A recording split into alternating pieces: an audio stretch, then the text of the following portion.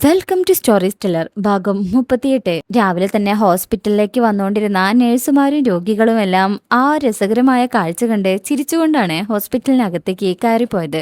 വേറെ ആരെങ്കിലും സഹായത്തിന് വിളിക്കണോ എന്നുള്ള സെക്യൂരിറ്റിയുടെ ചോദ്യത്തിന് മറുപടി പറയാതെ ശ്രീദേവ് ഫോണെടുത്ത് ഡോക്ടർ പ്രകാശിനെ വിളിച്ചു. പ്രകാശ്, നീ ഡേവിഡിനെ കൂട്ടി താഴേക്ക് വരണം, ഒരു അത്യാവശ്യമുണ്ട്. അവിടെ അവരെ നോക്കി നിന്ന ആ സമയം മണിക്കൂറുകൾ കാത്തു നിന്നതുപോലെയാ ദേവിന് തോന്നിയത്. അവര് വന്ന് ലിഫ്റ്റ് ഇറങ്ങിയതും ഇവനെ കണ്ട് രണ്ടുപേരും പൊട്ടിച്ചിരിക്കാൻ തുടങ്ങി. ശ്രീദേവും നഴ്സുമാരും നിശ്ചലരെ പോലെ നിന്നു. അത്രയും നേരം അപമാനം കൊണ്ട് തല കുനിച്ചു നിന്ന അവൻ അവരെ കണ്ടപ്പോ ഒന്ന് നേരെ നോക്കിയതാ.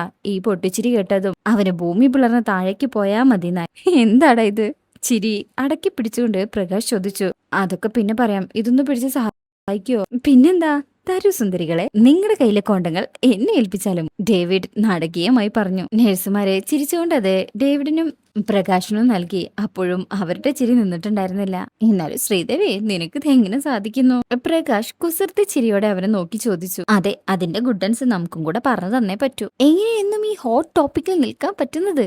ഡേവിഡും പ്രകാശിനെ പിന്താങ്ങി. സത്യം, എന്നും ഇവനെ കുറിച്ച് മാത്രമേ ഇവിടെയുള്ളവർക്ക് സംസാരിക്കാനുള്ളൂ. ഇതെങ്ങനെ സാധിക്കുന്നതാ? പ്രകാശ് വീണ്ടും ചോദിച്ചു. അങ്ങനെ സംസാരിച്ചുകൊണ്ട് അവര് മൂവരും ലിഫ്റ്റിൽ കയറി. നേരത്തെ പൊട്ടിച്ചിരിച്ചതിനുള്ള ബാക്കി അവര് ലിഫ്റ്റിൽ കയറിയ ഉടനെ പാസാക്കി. അസഹ്യമായപ്പോൾ അവൻ പറഞ്ഞു, ഒന്ന് നിർത്തടോ. ശരി നിർത്താം. ഇത്രയും സഹായിച്ച സ്ഥിതിക്ക് ഇത് എന്തിനാണെന്ന് നീ ഞങ്ങളോട് പറഞ്ഞേ പറ്റൂ. അത് പിന്നെ അവന്റെ കല്യാണല്ലേടാ, ആവശ്യം ഉണ്ടാകും എന്ന് ഡേവിഡും പറഞ്ഞു. പക്ഷെ ആ പാർവതിക്ക് ഇതെല്ലാം താങ്ങാനുള്ള ശക്തി ഉണ്ടാവോ എന്തോ? പ്രകാശ് അവനെ നോക്കിക്കൊണ്ട് പറഞ്ഞു. ഓ പിന്നെ, നീ എന്തിനാ അവന്റെ കാര്യം ആലോചിച്ച് വിഷമിക്കുന്നത്? അവൾ കഴിവുള്ളവളായതുകൊണ്ടാവല്ലോ അവൻ ഇപ്പൊ തന്നെ ഇത് ഹോൾസെയിലായി വാങ്ങിച്ചു വെക്കുന്നത്. ഡേവിഡും വിട്ടുകൊടുത്തില്ല. പറഞ്ഞ് അവിടം വരെ എത്തിയപ്പോ ശ്രീദേവിന് കലി കയറി. പിന്നെ എന്തെങ്കിലും പറഞ്ഞ പെട്ടികൾ അവര് ഇവിടെ ഇട്ടിട്ട് പോയാലോ എന്ന് കരുതിയിട്ട് ശ്രീദേവി ഒന്നും മിണ്ടിയില്ല. ഡോക്ടർ ശ്രീദേവിയെ സമ്മതിച്ചു, നീ ഒരു ഡോക്ടറാണ്, പക്ഷെ ഇക്കാര്യത്തിലും നീ മിടുക്കനാണോടാ? ഡേവിഡ് നിർത്തിയെടുത്തുനിന്ന് വീണ്ടും തുടങ്ങി. ശ്രീദേവ് അവരുടെ വായടപ്പിക്കാനായിട്ട് പറഞ്ഞു. എടാ, ഞാനിത് എനിക്ക് വേണ്ടി തന്നെ വാങ്ങിയതാ, പക്ഷേ ഞാനിത് ആരുടെ അടുത്തുനിന്നാ വാങ്ങിച്ചതെന്ന് കേട്ടാൽ നിങ്ങളും അങ്ങോട്ട് ഓടും. അത് കേട്ടതും അവര് പരിഹാസം നിർത്തി പരസ്പരം മുഖത്തോട് മുഖം നോക്കി. പക്ഷെ അവൻ അതിന്റെ ബാക്കി പറയാൻ നിന്നില്ല. അവര് മൂവരും പെട്ടിയുമായി ശ്രീദേവിന്റെ ഓഫീസിലെത്തി. ഇതേസമയം അമൃത അവിടെ ഓഫീസിലെ തിരക്ക് പിടിച്ച ജോലിയിലായിരുന്നു. രാവിലെ മുതൽ ഒരു ചെറിയ ജലദോഷമുണ്ട്, അതുകൊണ്ട് ഇടയ്ക്കിടയ്ക്ക് ടിഷ്യൂ എടുത്തുകൊണ്ടേയിരുന്നു. അമൃത, നിന്നെ ബോസ് അന്വേഷിക്കുന്നോ? ക്യാബിലേക്ക് ചെല്ല്, ആലീസ് വന്നു പറഞ്ഞു. ശരി, ഞാൻ പോവാം. പ്രത്യേകിച്ച് എന്തെങ്കിലും? അവള് സംശയത്തോടെ ആലീസിനോട് ചോദിച്ചു. എനിക്കറിയില്ല, ആള് ഭയങ്കര സന്തോഷത്തിലാ, നീ ഒന്ന് പോയി നോക്ക്. അമൃത അങ്ങനെ അലക്സാണ്ടറിന്റെ ക്യാബിലെത്തി. അദ്ദേഹം പതിവ് പോലെ ചിരിച്ചുകൊണ്ടാ അവളെ വരവേറ്റത്. ഹായ് സാർ, എന്നെ അന്വേഷിച്ചിരുന്നോ? ആ, പറയാം. ഇരിക്കാൻ ആംഗ്യം കാണിച്ചുകൊണ്ട് ഒരു പ്ലാൻ കാണിച്ചു. ദാ ഇത് നോക്ക്, ഇത് ബാംഗ്ലൂർ തുടങ്ങാൻ പോകുന്ന ഒരു 5 സ്റ്റാർ ഹോട്ടലിന്റെ ഡിസൈൻ ആണ്. നമ്മുടെ സ്ഥിരം കസ്റ്റമേഴ്സ് ആയ KC ഗ്രൂപ്പിന്റെ. ബാംഗ്ലൂർ? അമൃത അമ്പരപ്പോടെ ചോദിച്ചു. നമ്മൾ കുറെ വർഷങ്ങൾക്ക് മുമ്പ് എറണാകുളത്ത് അവർക്കൊരു റെസ്റ്റോറന്റ് ചെയ്തു കൊടുത്തിരുന്നു. അതെപ്പോഴും സക്സസ്ഫുൾ ആയിട്ട് നടക്കുന്നുണ്ട്. അതാണ് അവരുടെ ആദ്യ സംരംഭം. പിന്നെ കേരളത്തിന്റെ പല ഭാഗത്തായി നമ്മൾ അവർക്ക് വേണ്ടി വർക്ക് ചെയ്തിട്ടുണ്ട്. അതുകൊണ്ട് ബാംഗ്ലൂരിലെ ഈ വർക്കും നമ്മൾ തന്നെ ചെയ്യണമെന്ന് അവർക്ക്. KG ഗ്രൂപ്പ് അല്ലേ, അവരുടെ പല പ്രൊജക്റ്റിലും ഞാൻ വർക്ക് ചെയ്തിട്ടുണ്ട്. അമൃതയും സന്തോഷത്തോടെ പറഞ്ഞു. അടുത്ത 3 ദിവസം അവരവരുടെ സൈറ്റിലേക്ക് പോകുന്നുണ്ട്. അമൃതയ്ക്ക് പോവാൻ കഴിയില്ലേ? ഇത് കേട്ടതും അമൃത എങ്ങനെ ഇട്ടും 3 ദിവസോ? അത് സാർ, എനിക്ക് ആലീസിനെ ഏൽപ്പിക്കാൻ പറ്റില്ല സാർ. ആലീസിനെ എന്നല്ല, ഇവിടെ ആരെയും വിശ്വസിച്ച് ഏൽപ്പിക്കാൻ കഴിയില്ല. അവൾ അനിഷ്ടത്തോടെ അയാളെ നോക്കി. അമൃത, ഇവിടെ റെസ്റ്റോറന്റ് ഡിസൈനില് ഇത്രയും എക്സ്പെർട്ടായ വേറെ ആരും ഇല്ലാത്തതുകൊണ്ടല്ലേ തന്റെ അത്രയും എക്സ്പീരിയൻസ് ഉള്ള ആരാ ഉള്ളത്? പിന്നെ അമൃത അയച്ച പോർട്ട്ഫോളിയോ കണ്ടിട്ട് അമൃത എന്തായാലും ആ ഡിസ്കഷൻ ടേബിളിൽ വേണമെന്ന് അവര് പറഞ്ഞിട്ടുണ്ട്. അലക്സാണ്ടർ വിശദീകരിച്ചു. അല്ല, അത് പിന്നെ സാർ 3 ദിവസം എന്നൊക്കെ പറയുമ്പോ അതും ബാംഗ്ലൂർ. അമൃതയ്ക്ക് അത് ഉൾക്കൊള്ളാൻ കഴിയാത്ത പോലെ വിക്കി പറഞ്ഞു. എനിക്ക് മനസ്സിലാവും അമൃത, മകനെ വിട്ടു നിൽക്കാനുള്ള ബുദ്ധിമുട്ടുണ്ടാവും അല്ലേ? ഒരു കാര്യം ചെയ്യ്, നാളത്തെ ഇനീഷ്യൽ മീറ്റിംഗിന് മാത്രം അമൃത പോയാൽ മതി. ഒരു 3 ദിവസത്തെ കാര്യല്ലേ, അമൃത പോയിട്ട് വരൂ. ബാക്കിയുള്ള കാര്യങ്ങൾ ഇവിടെ ഇരുന്ന് കോർഡിനേറ്റ് ചെയ്താൽ മതി. സൈറ്റിലേക്ക് പോണ്ട, ടീം മെമ്പേഴ്സിനെ ഏൽപ്പിച്ചാൽ മതി. മറുത്തൊന്നും പറയാൻ പറ്റാത്ത അവസ്ഥയിൽ അവൾ ഓക്കെ പറഞ്ഞു. ഓക്കെ സാർ, ഞാൻ പോയിട്ട് വരാം. Very good. ഇവിടുന്ന് വണ്ടി പോകുന്നുണ്ട്. അമൃതയെ അവരെ കോണ്ടാക്ട് ചെയ്യും. All the best. Thank you sir, I will do my best എന്ന് പറഞ്ഞ് അമൃത അവിടെ നിന്ന് ഇറങ്ങും. ബാംഗ്ലൂർ എന്ന വേർഡ് കേട്ടപ്പോ തന്നെ അവൾക്ക് ആ പ്രൊജക്ട് നോ പറയായിരുന്നു. തന്റെ സന്തോഷങ്ങളും സങ്കടങ്ങളും വേണ്ടുവോളം കണ്ട നഗരമാണ്. ആ നഗരം സമ്മാനിച്ച സന്തോഷങ്ങൾക്കും സങ്കടങ്ങൾക്കും ഒരതിരില്ല. വർഷങ്ങൾക്ക് മുമ്പ് അവിടുന്ന് വണ്ടി കയറുമ്പോൾ അനുഭവിച്ച ആ ഒരു വേദനയുടെ ആഴം ഇപ്പോഴും മനസ്സിൽ കിടന്ന് ഉരുകി വീങ്ങുന്നുണ്ടായിരുന്നു. അന്ന് വൈകുന്നേരം അല്ലിയും അമൃതയോടൊപ്പം ഹോസ്പിറ്റലിൽ എത്തിയിരുന്നു. ആര്യനെ കാണാൻ വരണം എന്ന് പറഞ്ഞ അവൾ അമൃതയോടൊപ്പം വന്നത്. പക്ഷെ അതല്ല കാരണമെന്ന് അമൃതയ്ക്ക് അവളുടെ മുഖം കണ്ടപ്പോ തന്നെ മനസ്സിലായി. എന്തുപറ്റി നിനക്ക്? നിന്റെ മുഖം എന്താ വല്ലാണ്ടിരിക്കുന്നത്? അമൃത ചോദിച്ചു. ഏയ് ഒന്നുമില്ല ചേച്ചി, ഞാൻ അച്ചുവിനെ കാണാന്ന് കരുതി. അല്ലി പറഞ്ഞു. അതാ ചോദിച്ചത്, എന്താ പെട്ടെന്ന്? അമൃത വീണ്ടും ചോദിച്ചു. സെം എക്സാം ആയതുകൊണ്ട് ഒരുപാട് നാളായിട്ട് നല്ല തിരക്കായിരുന്നല്ലോ. അവനെ കാണാൻ പോവാൻ സമയം കിട്ടാറില്ല. അവൾ അമൃതയുടെ മുഖത്ത് നോക്കാതെ പറഞ്ഞു. അമൃത അലസായിട്ട് മൂളി. അവരെ ഒട്ടും പ്രതീക്ഷിക്കാതെ രണ്ടുപേരെയും ഒരുമിച്ച് കണ്ട സന്തോഷത്തിലെ അവരോടൊപ്പം ഒരുപാട് നേരം കളിച്ച് രസിച്ച് അച്ചു വേഗം ഉറങ്ങി. അവൻ ഉറങ്ങിയപ്പോൾ അമൃതയും കിടക്കാനൊരുങ്ങി. നീ ഇന്ന് വീട്ടിലേക്ക് പോകുന്നില്ലേ? അമൃത അന്വേഷിച്ചു. ഇല്ല ചേച്ചി, ഞാൻ ഇവിടെ നിന്നോളാം, അല്ലി മറുപടി പറഞ്ഞു. അമൃത സംശയത്തോടെ അവളെ നോക്കി. ചേച്ചി, എനിക്ക് ആകെ കൂടെ ഒരു സുഖം, ഇവിടെ ഇരിക്കും എന്തോ ശ്വാസം കിട്ടാത്ത പോലെ. ഞാനൊന്ന് നടന്നിട്ട് വരാം എന്ന് പറഞ്ഞ് അല്ലി പുറത്തേക്ക് ഇറങ്ങി. എന്തോ പന്തികേട് തോന്നി അമൃത അവൾക്ക് പിന്നാലെ ചെന്നു. അപ്പോഴാണ് അല്ലി ശ്രീദേവിന്റെ പിന്നാലെ പോകുന്നത് അവൾ കണ്ടത്. വരാന്തയുടെ അറ്റത്ത് അവൻ ധൃതിയിൽ നടന്നു പോകുന്നുണ്ടായിരുന്നു. അല്ലിയും അവന്റെ പിന്നാലെ വേഗത്തിൽ നടക്കുന്നത് അമൃത കണ്ടു. അവൾക്ക് ഓടിച്ചെന്ന് അല്ലിയെ പിടിച്ചു മാറ്റാൻ തോന്നി. പക്ഷെ അതിനു മുമ്പേ അവൾ ശ്രീദേവിനെ ഉറക്കെ വിളിച്ചിരുന്നു. ഡോക്ടർ, ഡോക്ടർ ശ്രീദേവ്, ഒന്ന് നിൽക്കൂ, അവൾ ഉറക്കെ വിളിച്ചു പറഞ്ഞു. എന്നാ ശ്രീദേവ് ആണെങ്കിൽ അത് കേട്ട ഭാവം നടിക്കാതെ മുന്നോട്ട് നടന്നുകൊണ്ടിരുന്നു. ഡോക്ടർ പ്ലീസ്, ഞാനാ അലങ്കൃത, എനിക്കൊരു കാര്യം ചോദിക്കാനുണ്ട്.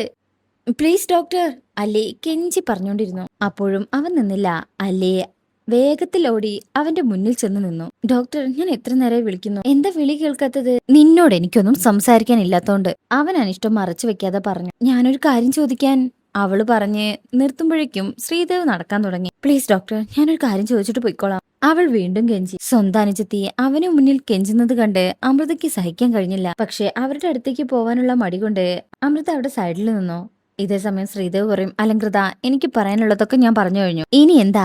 അത് പിന്നെ ഡോക്ടർ എന്ന് പറഞ്ഞത് സത്യാണല്ലേ? ഡോക്ടറുടെ കല്യാണമായല്ലേ? കരച്ചിൽ ഇപ്പൊ പൊട്ടുന്നുള്ള രീതിയിലാ അവള് ചോദിച്ചത്. ഞാൻ നിന്നോട് എന്തിനാ കള്ളം പറയുന്നത്? എന്റെ വിവാഹമാണ് ഈ അടുത്ത് തന്നെ. അവൻ അവളുടെ മുഖത്ത് നോക്കി ഉറച്ച സ്വരത്തിൽ പ്രഖ്യാപിച്ചു. ഡോക്ടർ വിവാഹം കഴിക്കരുത് പ്ലീസ്. അല്ലി സമ്മതല തെറ്റിയതുപോലെ സംസാരിച്ചു. നിനക്കെന്താ വട്ടാണോ? നീ ആരാ എന്റെ കാര്യത്തിൽ ഇടപെടാൻ? ശ്രീദേവിനെ ദേഷ്യം വന്നു തുടങ്ങിയിരുന്നോ? ഡോക്ടർ പ്ലീസ്, ഞാൻ പറയുന്നൊന്ന് കേൾക്ക്, ഞാൻ കാലു പിടിക്കാം എന്ന് പറഞ്ഞ് കാലു പിടിക്കാൻ തുടങ്ങുമ്പോഴേക്കും ശ്രീദേവ് അവളെ പിടിച്ചു മാറ്റി. നിനക്കെന്താ ഭ്രാന്ത് പിടിച്ചോ? ഞാൻ കല്യാണം കഴിച്ചാലോ ഇല്ലെങ്കിലും അത് നിന്നെ ബാധിക്കുന്ന കാര്യമല്ല. എനിക്ക് നിന്നെപ്പോലൊരു പെണ്ണിനെ കല്യാണം കഴിക്കാനോ സ്നേഹിക്കാനോ ഒന്നും കഴിയില്ല. എന്നെ വിട്ടേക്ക്, അവൻ അവളോട് ശബ്ദമുയർത്തി പറഞ്ഞു. അപ്പോഴേക്കും അല്ലി കരയാൻ തുടങ്ങി. ഞാൻ എന്ത് വേണമെങ്കിലും ചെയ്തോളാം, ഡോക്ടറുടെ ഇഷ്ടത്തിന് വേണ്ടി ഞാൻ എന്തും ചെയ്യാം, പ്ലീസ് എന്നെ കൈ ഒഴിയരുത്. അവൾ കൈ കൂപ്പിക്കൊണ്ട് കരഞ്ഞു പറയാൻ തുടങ്ങി. അമൃതയ്ക്ക് ഓടിച്ചെന്ന് അവളെ അവിടുന്ന് കൊണ്ടുവരണമെന്നുണ്ടായിരുന്നു. അവളുടെ കാലുകൾ അറിയാതെ ചലിച്ചു. അവൾ ചെന്ന് അല്ലിയെ വിളിച്ചു. അല്ലി, നീ എന്തൊക്കെയാ ചെയ്യുന്നത്? അവൾ അപ്പോഴും കരച്ചില് തന്നെയായിരുന്നു. എനിക്ക് ഡോക്ടർ അല്ലാതെ വേറെ ആരെയും സ്നേഹിക്കാൻ കഴിയില്ല. എനിക്ക് ഡോക്ടർ വലിയ ഇഷ്ടമാണ്, എന്റെ ഇഷ്ടം നിരസിക്കരുത് പ്ലീസ്. നിന്നെ പോലൊരു പെണ്ണിനെ എനിക്ക് ഒരിക്കലും സ്നേഹിക്കാൻ കഴിയില്ല. ഇത് ആദ്യമായിട്ടല്ല ഞാൻ നിന്നോട് പറയുന്നത്, പിന്നെ ഇത് അവസാനത്തതാ. ഇനി എന്നെ കൊണ്ട് ഇത് പറയിപ്പിക്കരുത്. ശ്രീദേവ് അവർ രണ്ടുപേരെയും നോക്കി പറഞ്ഞു. ഞാൻ നിങ്ങൾക്ക് ഇഷ്ടമുള്ളതുപോലെ ആയിക്കോളാം. ഓ, നിനക്കെന്താ പറഞ്ഞാ മനസ്സിലാവില്ലേ? ഇനി എന്റെ പിന്നാലെ വരരുത്. അതോ നിന്റെ ചേച്ചി പഠിപ്പിച്ചു തന്നാണോ ഇതൊക്കെ? അവൻ അമൃതയോടുള്ള ദേഷ്യത്തിൽ ചോദിച്ചു. എനിക്കതല്ല ജോലി, അവൾക്കൊരു തെറ്റുപറ്റിയതാ.